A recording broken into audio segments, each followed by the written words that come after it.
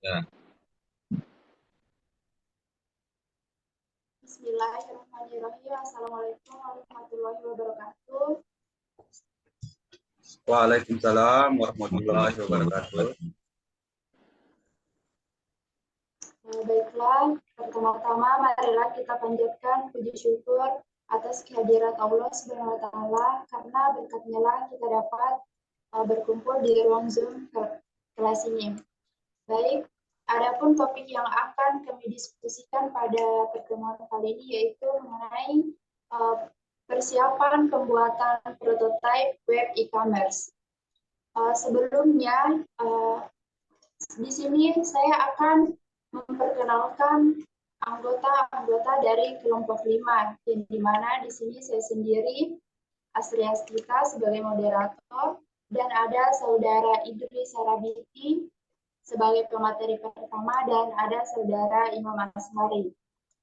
Dan untuk mempersingkat waktu, langsung saja saya persilakan kepada saudara Idris Sarabiti untuk membacakan materinya. Baik, terima kasih atas kesempatan yang diberikan oleh moderator. Bismillahirrahmanirrahim. Assalamualaikum warahmatullahi wabarakatuh. Di sini kami langsung saja membahas tentang identifikasi pengguna internet. Yang pertama yaitu penggunaan aktif. Penggunaan internet aktif adalah mereka yang secara teratur menggunakan internet untuk berbagai keperluan, seperti mencari informasi, mengirim email, berkomunikasi melalui media sosial, atau layanan lain. Yang keterampilan teknologi. Penggunaan internet umumnya memiliki keterampilan dasar dan menggunakan perangkat teknologi seperti komputer, smartphone, atau tablet, serta pemahaman tentang navigasi web, penggunaan aplikasi, dan pengolahan akun online. Yang ketiga yaitu penggunaan beragam platform, yaitu penggunaan internet dapat mengakses berbagai platform lain, termasuk mesin pencari seperti Google, platform media sosial seperti Facebook, Twitter, atau Instagram, situs web, e-commerce. Yang keempat yaitu konsumsi konten. Penggunaan internet sering mengkonsumsi berbagai jenis konten online seperti artikel, video, musik, podcast, atau permainan. Yang kelima, interaksi sosial. Penggunaan internet sering berinteraksi dengan orang lain melalui media sosial, email, atau aplikasi pesan instan. Yang keenam atau yang terakhir itu kebutuhan dan preferensi, yaitu setiap penggunaan internet memiliki kebutuhan dan preferensi yang berbeda dalam penggunaan internet. Misalnya beberapa lebih fokus pada mencari informasi, sementara yang lain lebih tertarik pada hiburan atau jejaringan sosial. Nah, itu termasuk identifikasi penggunaan internet yang memiliki 6. Berikutnya adalah konsep dasar perilaku konsumen. Nah, di sini keinginan dan kebutuhan. Konsumen memiliki keinginan atau kebutuhan untuk memiliki sepatu baru. Keinginan mungkin bervariasi seperti mencari sepatu untuk keperluan sehari-hari, olahraga, formal, atau gaya fashion tertentu. Yang kedua, pencarian informasi. Konsumen akan mencari informasi tentang berbagai merek, model, dan fitur sepatu yang tersedia. Mereka dapat memeriksa katalog online, membaca ulasan, mencari rekomendasi dari teman atau keluarga, atau mengunjungi toko fisik untuk melihat langsung sepatu-sepatu yang ditawarkan. Yang ketiga, pengambilan keputusan.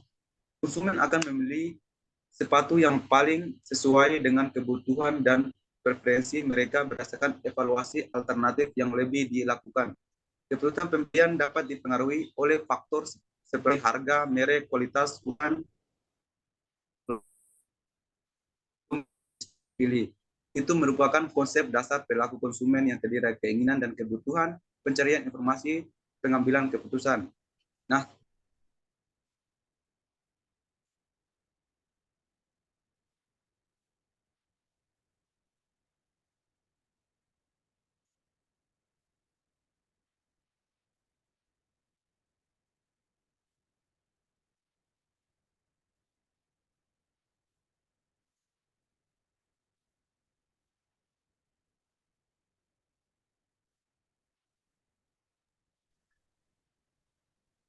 Baik, mungkin itu saja. Karena saudara saya ada kendala jaringan, mungkin untuk materi selanjutnya langsung saja saya persilakan kepada saudara Imam Ashari untuk membacakan ulang materinya. Baiklah, mohon maaf dikarenakan adanya kendala gangguan jaringan terhadap eh, salah satu anggota kelompok kami. Jadi saya lanjutkan. Nah, presentasi selanjutnya itu adalah teknologi utama pendukung pemasaran online. Nah, yang pertama itu ada situs web dan desain responsif. Situs web adalah fondasi pemasaran online yang penting. Desain responsif memastikan bahwa situs web dapat diakses dan tampil dengan baik di berbagai perangkat, maupun itu dalam display PC ataupun Android atau smartphone. Teknologinya itu web dibangun menggunakan dengan HTML, CSS, dan JavaScript untuk membangun sebuah website yang responsif dan interaktif. Nah, yang kedua itu ada SEO. SEO ini adalah untuk mengoptimasi sebuah keyword untuk dapat sebuah website e-commerce mudah ditemukan di internet oleh customer atau pelanggan. Nah, SEO ini sendiri adalah teknik untuk meningkatkan peringkat dan visibilitas situs web di hasil pencarian organik. Ini melibatkan pengoptimalan konten, struktur situs, penggunaan kata kunci, meta tag, dan faktor lain yang relevan dengan algoritma mesin pencari. Nah, selanjutnya itu adalah media sosial dan pemasaran sosial. Platform media sosial seperti Facebook, Instagram, dan Link ID menjadi bagian penting dari strategi pemasaran online. Mereka menyediakan cara untuk berinteraksi dengan audiens, membagikan konten, menjalankan iklan berbayar, dan membangun hubungan dengan pelanggan. Nah, selanjutnya itu adalah di sini kita akan menganalisa kebutuhan membangun situs e-commerce. Nah, yang pertama itu kita melihat dari segi fitur dan fungsionalitasnya.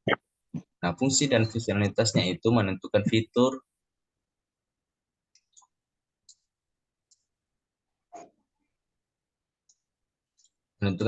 dan fungsionalitas yang diperlukan adalah tahap penting dalam analisis kebutuhan. Beberapa fitur yang umum digunakan dalam situs e-commerce adalah salah satunya merupakan chart atau keranjang belanja, proses checkout yang aman, sistem penilaian dan ulasan pelanggan, dan integrasi media sosial. Menyesuaikan fitur ini dengan kebutuhan bisnis dan pelanggan penting untuk memberikan pengalaman belanja yang optimal.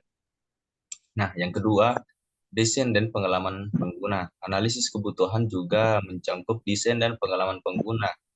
Yaitu adalah user experience atau UX. Desain situs yang menarik, responsif, dan mudah dinavigasi penting untuk meningkatkan keterlibatan pengguna dan konversi. Memahami preferensi dan perilaku pengguna potensial membantu dalam merancang tata letak, warna ikon, tipografi, dan elemen visual lainnya untuk menciptakan pengalaman pengguna yang baik.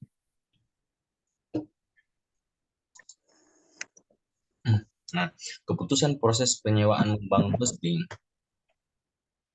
Nah, keputusan dalam kelompok kami adalah penyewaan sebuah web hosting adalah untuk sementara menggunakan web hosting gratis.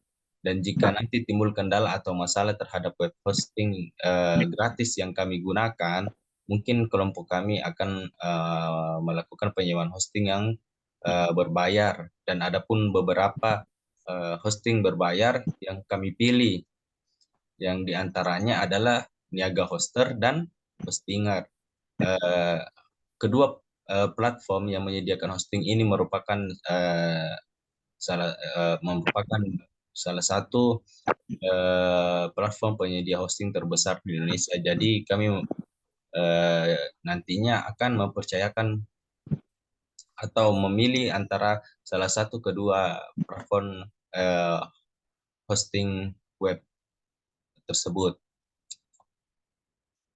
Nah, selanjutnya itu adalah identifikasi tools dan infrastruktur untuk kinerja situs. Nah, infrastruktur untuk kinerja situs yang pertama itu adalah kami menggunakan MySQL dan PHP MyAdmin. Nah, yang kedua, web situs kami dibangun dengan HTML, CSS, JavaScript, dan PHP sebagai backend-nya. Nah, yang terakhir, untuk meluncurkan sebuah situs, ya jelas yang paling penting adalah kami membutuhkan sebuah web hosting. Nah, jadi kesimpulan produk yang akan dipasarkan yaitu yang pertama kualitas produk. Nah, fokus pada kualitas produk dan kepuasan pelanggan sangat penting untuk membangun reputasi yang baik, memastikan bahwa produk sepatu yang akan dipasarkan memenuhi standar kualitas yang tinggi, tahan lama, dan memberikan kenyamanan penggunanya. Dan yang kedua adalah mengetahui target pasar yang jelas. Sangat penting untuk keberhasilan pemasaran produk sepatu, identifikasi segmen pasar yang akan dituju seperti usia, jenis kelamin, preferensi gaya, dan aktivitas yang relevan dengan pengguna sepatu. Nah, yang terakhir ya adalah penentu harga, atau kita bisa dibilang kita melihat dari segi harga produk. Penentuan harga yang tepat harus mempertimbangkan kualitas produk, harga pesaing, dan nilai yang diberikan kepada pelanggan. Mempertimbangkan segmentasi pasar dan posisi merek juga penting dalam penetapan harga. Nah, mungkin itu saja yang bisa saya sampaikan. Saya kembalikan ke moderator. Baik, terima kasih. Itulah hasil dari pemaparan materi kami dari kelompok 5. Lebih dan kurangnya mohon maaf. Saya akhiri. Wassalamualaikum warahmatullahi wabarakatuh. Waalaikumsalam Waalaikumsalam warahmatullahi wabarakatuh.